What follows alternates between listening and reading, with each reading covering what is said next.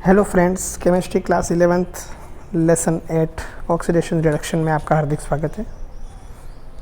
पिछले वीडियो में आपने ऑक्सीकरण अपचयन की प्राचीन अवधारणा, उसकी संशोधित अवधारणा के बारे में अच्छे से पढ़ा कि ऑक्सीकरण किसे कहते हैं और अपचयन किसे कहते हैं, और उसमें कुछ कमियां थी, उनको दूर करने के लिए मॉडर्न कंसेप्ट दिया गया ऑक्सीडेशन रिडक्शन का।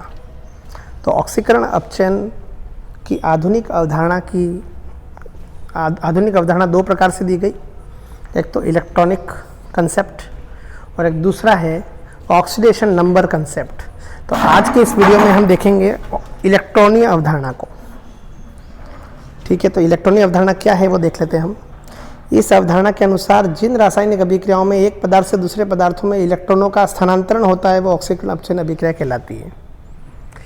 यानी कि इलेक्ट्रॉनीय अवधारणा के अनुसार ऑक्सीडेशन या रिडक्शन में इलेक्ट्रॉनों का ट्रांसफर होता है। या तो इलेक्ट्रॉन दिए जाते हैं या इलेक्ट्रॉन लिए जाते हैं, या तो इलेक्ट्रॉन त्यागे जाते हैं या इलेक्ट्रॉन ग्रहण किए जाते हैं। ठीक, ये कंसेप्ट क्लियर। अब हम अलग अलग देखेंगे ऑक्सीडेशन किसे कहते हैं और रिडक्शन किसे कहते हैं। पूरा प्रोसेस ही इलेक्ट्रॉन देने और लेने का है। तो वह प्रक्रिया जिसमें परमाणु, अणु या आयन को हम मूलक भी कहते हैं। मूलक क्या होता है? चार्ज्ड स्पीशीज, आवेशित परमाणु या परमाणुओं का समूह मूलक कहलाता है। ठीक है, तो परमाणु, अणु या आयन द्वारा एक या एक से अधिक इलेक्ट्रॉन का त्याग किया जाता है, वह प्रक्रिया ऑक्सीडेशन कहलाती है। यानी ऑक्सीडेशन रिएक्शन के अंदर इलेक्ट्रॉनों को त्यागा जाता है किसी भी परमाणु, अणु अथवा आयन द्वारा। ठीक, अब चूंकि इसमें इलेक्ट्रॉन त्यागे जा रहे हैं तो इलेक्ट्रॉनों की कमी हो रही है, इलेक्ट्रॉनों का विलोपन हो रहा है, इसलिए इसे वी इलेक्ट्रॉनीकरण भी कहते हैं, डी इलेक्ट्रोनेशन, है ना, क्योंकि इलेक्ट्रॉन को त्यागा जा रहा है तो इलेक्ट्रॉन की कमी हो रही है। ठीक, तो ऑक्सीडेशन का मतलब है इलेक्ट्रॉनों को त्यागना किसी भी परमाणु, अणु या आयन द्वारा। अब हम एग्जाम्पल देखते हैं इसमें। परमाणु द्वारा इलेक्ट्रॉन का त्यागना, अणु द्वारा इलेक्ट्रॉन का त्यागना और आयन द्वारा इलेक्ट्रॉनों का त्यागना। सबसे पहले हम देखते हैं परमाणु द्वारा। ठीक, तो परमाणु द्वारा इलेक्ट्रॉनों का त्याग देखना आप, माना कि सोडियम परमाणु है, इसने एक इलेक्ट्रॉन त्याग करके Na+ बनाया, तो ये सोडियम का Na+ में ऑक्सीडेशन हो रहा है ना, क्योंकि सोडियम परमाणु इलेक्ट्रॉन त्याग रहा है। दूसरा है मैग्नीशियम परमाणु, अगर Mg+2 में बदलता है 2 इलेक्ट्रॉन त्याग करके, तो इसमें मैग्नीशियम का ऑक्सीडेशन हो रहा है। तीसरा एग्जाम्पल है जिंक, अगर 2 इलेक्ट्रॉन त्याग करके Zn+2 बनाता है तो इसमें जिंक एलिमेंट का ऑक्सीकरण हो रहा है। और लास्ट है आपका कॉपर, 2 इलेक्ट्रॉन त्याग करके कॉपर+2 आयन बनाता है, इसमें भी कॉपर का ऑक्सीकरण Cu+2 में हो रहा है, क्यूप्रिक आयन में उसका ऑक्सीडेशन हो रहा है। तो ये एग्जाम्पल थे आपके परमाणु द्वारा इलेक्ट्रॉनों को त्यागना। अब हम देखेंगे अणु द्वारा इलेक्ट्रॉनों के त्यागने को। तो अणु द्वारा इलेक्ट्रॉन के त्यागने के एग्जाम्पल देख लेते हैं। उदाहरण, माना कि H2S एक अणु है, ये 2 इलेक्ट्रॉन त्याग करके क्या बनाता है? ट्वाइस H+ और S। इसलिए यहाँ पर H2S का S में क्या हो रहा है? सल्फर में ऑक्सीकरण हो रहा है। ऑक्सीकरण हो रहा है, हाँ, क्योंकि हाइड्रोजन निकल रहा है। आप देखो ना, ऐसे भी अगर लेकिन यहाँ पर हम इलेक्ट्रॉनिक आधार पर हम बता रहे हैं कि ऑक्सीडेशन रिडक्शन क्या होता है। यहाँ पर हमको हाइड्रोजन जुड़ना, निकलना, इससे कोई लेना देना नहीं। इलेक्ट्रॉन त्यागे जा रहे हैं या ग्रहण किए जा रहे हैं। ठीक, H2O2 है, H2O2 किससे बदल रहा है? O2 ट्वाइस H+ और 2 इलेक्ट्रॉन, इसने 2 इलेक्ट्रॉन त्यागे H2O2 ने, इसलिए हाइड्रोजन पेरोक्साइड जो है उसका इसमें क्या हो रहा है? O2 में ऑक्सीकरण हो रहा है, ऑक्सीडेशन हो रहा है। ठीक है, अब देखिए तीसरा एग्जाम्पल था हमारा आयन द्वारा इलेक्ट्रॉनों का त्यागना। आयन 2 प्रकार के होते हैं, पॉजिटिव आयन और नेगेटिव आयन, कैटायन और एनायन। सबसे पहले हम देखते हैं धनायन यानी कैटायन द्वारा इलेक्ट्रॉन का त्यागना। तो एग्जाम्पल लेते हैं Fe+2 फेरस आयन, 1 इलेक्ट्रॉन त्याग करके फेरिक आयन में बदल जाता है, Fe+3 फेरिक। तो फेरस का फेरिक में बदलना ऑक्सीडेशन है, क्योंकि फेरस आयन इलेक्ट्रॉन त्याग रहा है इसमें। ठीक है, दूसरा है स्टेनस का स्टेनिक में ऑक्सीकरण, क्योंकि ये भी 2 इलेक्ट्रॉनों को त्याग रहा है। तीसरा है क्यूप्रस का क्यूप्रिक में ऑक्सीकरण, Cu+ आयन 1 इलेक्ट्रॉन त्याग करके Cu+2 आयन में बदल जाता है, तो इसमें भी ऑक्सीकरण हो रहा है। ठीक है, इसी प्रकार से अगर हम ऋणायन को देखें, ऋणायन द्वारा इलेक्ट्रॉनों का त्यागना, धनायन द्वारा इलेक्ट्रॉनों का त्यागना हमने देख लिया, है ना, अस का इक में बदलना। अब ऋणायन द्वारा देखते हैं हम, ऋणायन द्वारा इलेक्ट्रॉनों का त्यागना। माना कि क्लोराइड आयन है Cl- आयन, 2Cl-, ये Cl2 में बदलता है और 2 इलेक्ट्रॉनों को त्यागता है, तो ऑक्सीकरण हो रहा है।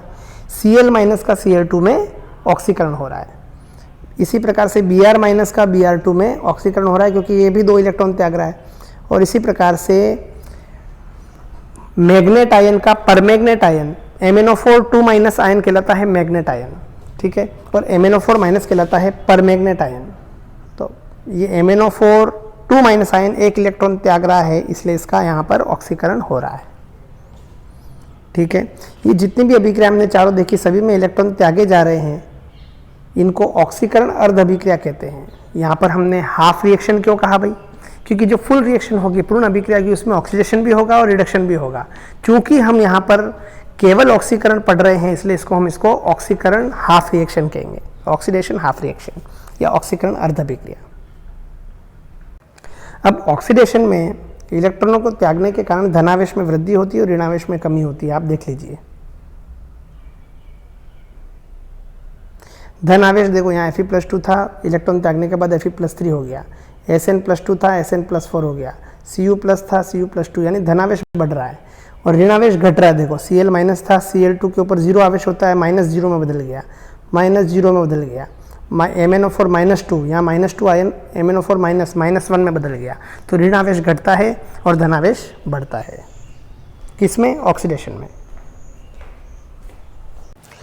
अब हम देखते हैं अपचयन क्या है इलेक्ट्रॉनिक अवधारणा के अनुसार। इलेक्ट्रॉनिक कंसेप्ट के अनुसार अपचयन ऑक्सीडेशन की जस्ट विपरीत अभिक्रिया है, जस्ट अपोजिट रिएक्शन है ना। तो ऑक्सीडेशन में क्या है? इलेक्ट्रॉन त्यागे जा रहे हैं, इलेक्ट्रॉन डोनेट किए जा रहे हैं, है ना, इलेक्ट्रॉन दिए जा रहे हैं, इसमें इलेक्ट्रॉन ग्रहण किए जाते हैं। तो अपचयन वह प्रक्रिया है जिसमें परमाणु, अणु अथवा आयन द्वारा एक या एक से अधिक इलेक्ट्रॉनों को ग्रहण किया जाता है, बस उसमें त्यागे जाते हैं, अपचयन में ग्रहण किया जाता है। चूंकि इस अभिक्रिया में इलेक्ट्रॉन जुड़ता है, अतः इसे इलेक्ट्रॉनीकरण भी कहते हैं, इलेक्ट्रॉनेशन। अब हम कुछ उदाहरण द्वारा इसको स्पष्ट करेंगे कि अपचयन किस प्रकार होता है। सबसे पहले हम देखते हैं परमाणु द्वारा इलेक्ट्रॉनों को ग्रहण करना। तो देखिए, जैसे क्लोरीन एटम है, ये 1 इलेक्ट्रॉन ग्रहण करके Cl- आयन बनाता है। ऑक्सीजन है, वो 2 इलेक्ट्रॉन ग्रहण करके O2- आयन बनाता है। सल्फर है, वो भी 2 इलेक्ट्रॉन ग्रहण करके S-2 आयन बनाता है। नाइट्रोजन है, वो 3 इलेक्ट्रॉन ग्रहण करके N-3 आयन बनाता है। बाद में हम देखेंगे कि इन इलेक्ट्रॉनों का स्थानांतरण क्यों होता है। अपना अष्टक पूरा करने के लिए, स्टेबिलिटी लेने के लिए ये इलेक्ट्रॉन ग्रहण करते हैं और त्यागते हैं। सोडियम 1 इलेक्ट्रॉन क्यों त्याग रहा है और उसका ऑक्सीडेशन क्यों हो रहा है? ऑक्टेट पूरा करने के लिए, स्टेबिलिटी के लिए, है ना। ये जितने भी इलेक्ट्रॉन त्यागे जा रहे हैं और ग्रहण किए जा रहे हैं, वो स्टेबिलिटी के लिए हो रहा है। तो यहाँ पर इलेक्ट्रॉन ग्रहण किए जा रहे हैं।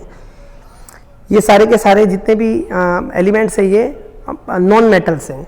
क्लोरीन हो गया, ऑक्सीजन हो गया, सल्फर हो गया, नाइट्रोजन हो गया, ये इलेक्ट्रॉन नेगेटिविटी इनकी ज़्यादा होती है और इनके अंतिम कोश में इनकी इलेक्ट्रॉन ग्रहण करने की प्रवृत्ति होती है। इस कारण से इलेक्ट्रॉन ग्रहण करते हैं और नेगेटिव चार्ज्ड आयन बनाते हैं। तो देखा आपने यहाँ पर क्लोरीन, ऑक्सीजन, सल्फर और नाइट्रोजन द्वारा इलेक्ट्रॉन ग्रहण करके ऋणायन बनाया जा रहा है, ठीक है। तो इनका सबका क्या हो रहा है? अपचयन हो रहा है, क्योंकि इसमें इलेक्ट्रॉन ग्रहण किए जा रहे हैं। सेकेंड एग्जाम्पल है अणु द्वारा इलेक्ट्रॉन ग्रहण करना। H2O एक अणु है, अगर ये 2 इलेक्ट्रॉन ग्रहण करे तो ये H2+2 OH- में बदल जाएगा। तो इसमें चूंकि यहाँ पर इलेक्ट्रॉन ग्रहण किए, इसलिए यहाँ पर H2O का रिडक्शन हो रहा है, यानी अपचयन हो रहा है। इसी प्रकार से MnO2 एक मैग्नीज डाइऑक्साइड एक मॉलिक्यूल है, यौगिक के कंपाउंड है, अणु है ना।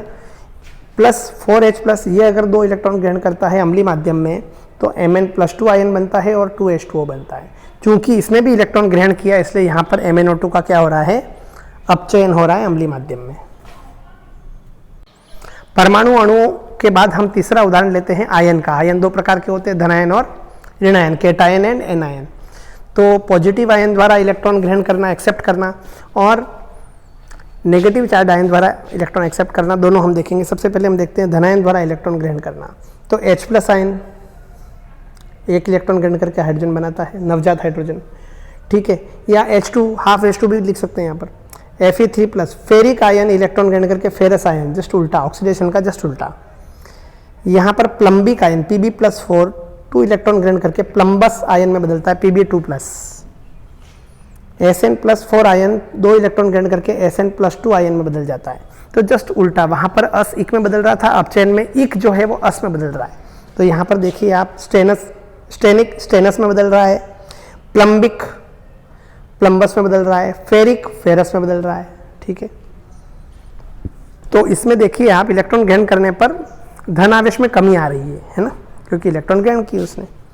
लास्ट है आपका ऋण आयन द्वारा इलेक्ट्रॉन ग्रहण करना। तो इसका भी एग्जांपल देख लीजिए आप, FeCN6 3- फेरीसाइनाइड आयन है ये इलेक्ट्रॉन ग्रहण करके फेरोसाइनाइड आयन में बदल जाता है। तो 3- आयन में एक इलेक्ट्रॉन और जुड़ गया तो 4- आयन में बदल गया ये। तो नेगेटिव आवेश तो बढ़ता है और धनावेश घटता है, पॉजिटिव चार्ज घटता है, नेगेटिव चार्ज बढ़ता है। MnO4- आयन पर मैग्नेट आयन एक इलेक्ट्रॉन ग्रहण करके मैग्नेट आयन में बदल जाता है MnO4-2 में। ठीक है, ये सारे के सारी अभिक्रियाएं जिनमें परमाणु, अणु और आयन द्वारा इलेक्ट्रॉन ग्रहण किए जा रहे हैं अपचयन अभिक्रियाएं कहलाती हैं। और अपचयन अर्धअभिक्रिया में इलेक्ट्रॉन ग्रहण करने के कारण धनावेश में कमी और ऋणावेश में वृद्धि होती है। तो हमने देखा कि इलेक्ट्रॉनिक अवधारणा क्या होती है। इलेक्ट्रॉनिक अवधारणा के अनुसार ऑक्सीकरण अपचयन अभिक्रिया में इलेक्ट्रॉन या तो त्यागे जाते हैं या ग्रहण किए जाते हैं। ऑक्सीकरण की प्रक्रिया में परमाणु, अणु या आयन द्वारा इलेक्ट्रॉन त्यागे जाते हैं और अपचयन की प्रक्रिया में परमाणु, अणु और आयन द्वारा इलेक्ट्रॉन ग्रहण किए जाते हैं। धन्यवाद।